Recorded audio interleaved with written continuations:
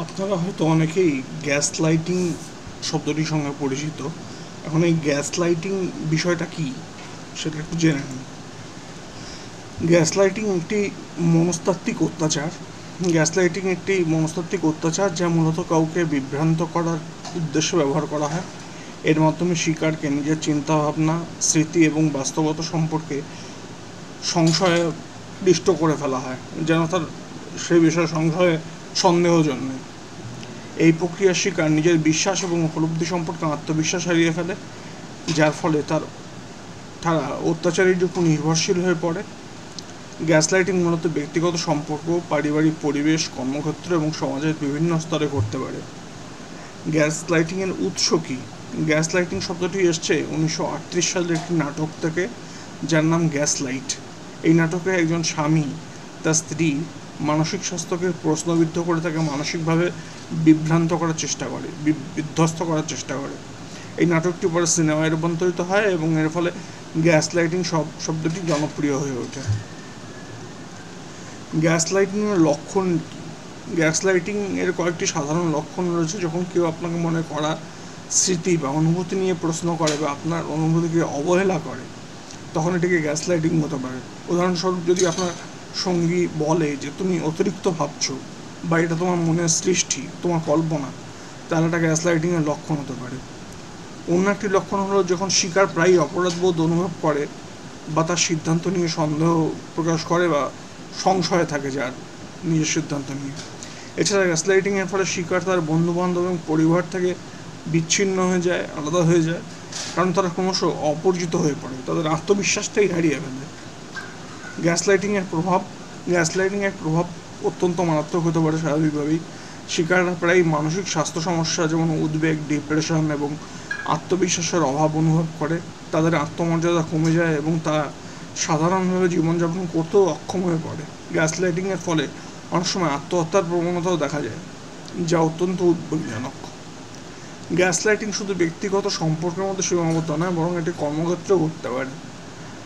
সেটা আমরা নিজেদের অভিজ্ঞতা সবাই জানি, অল্প বিস্তর। যেরকম হয়, কাগজেও এই ধরনের খবর প্রচুর বেরোয়, যখন একজন বস বা সহকর্মী অন্যদের প্রতি অবিচার করে এবং তাদের কাজের দক্ষতা নিয়ে প্রশ্ন তোলে, তখন এটি গ্যাসলাইটিংয়ের একটি উদাহরণ হতে পারে। কর্মস্থলে গ্যাসলাইটিং শিকার কর্মীদের মানসিক স্বাস্থ্য এবং কর্মক্ষমতা ক্ষতিগ্রস্ত হয়। গ্যাসলাইটিং থেকে মুক্তির উপায়টা কি? গ্যাসলাইটিং থেকে মুক্তি পাওয়া সম্ভব, তবে এটি একটি সময় সাপেক্ষ প্রক্রিয়া। প্রথমত শিকারদের তাদের অনুভূতি এবং স্মৃতির সত্যতা সম্পর্কে সচেতন হতে হবে, আত্মবিশ্বাসটা ফিরে পেতে হবে যে আমি ঠিক, আমাকে বিভ্রান্ত করা যাবে না। তাদের অবশ্যই নিজের অনুভূতিগুলোকে গুরুত্ব দিতে হবে এবং কাউকে তাদের উপলব্ধি নিয়ে প্রশ্ন করতে না দিতে হবে। দ্বিতীয়ত, একটি সমর্থনকারী সামাজিক নেটওয়ার্ক গড়ে তোলা অত্যন্ত গুরুত্বপূর্ণ। যাদের মধ্যে আমরা বাস করি, আমাদের পারিপার্শ্বিক পরিবেশ, যাদের সঙ্গে আমরা মিশি, তারাও খুব গুরুত্বপূর্ণ। পরিবার এবং বন্ধুদের সাথে খোলামেলা আলোচনা করে শিকার নিজেদের পরিস্থিতি বুঝতে পারে এবং আত্মবিশ্বাস অর্জন করতে পারে। খুব ঘনিষ্ঠ বন্ধু বান্ধবদের সঙ্গে আলোচনা করে আমি ঠিক না ভুল বলতো, আমার তো মনে হচ্ছে ঠিক, এইভাবে করে তার আত্মবিশ্বাস আস্তে আস্তে ফিরে আসতে পারে এবং আত্মবিশ্বাস বন্ধু বান্ধবদের সঙ্গে খোলামেলা আলোচনা করে শিকার নিজেদের পরিস্থিতি বুঝতে পারে এবং আত্মবিশ্বাস অর্জন করতে পারে। তৃতীয়ত, একজন পেশাদার মনোবিদের সাথে কথা বলে সাহায্য নিতে পারে, কাউন্সিলিং করতে পারে। মনোবিদরা শিকারদের তাদের সমস্যার সমাধান করতে এবং সুস্থ সম্পর্ক গড়ে তুলতে সাহায্য করেন।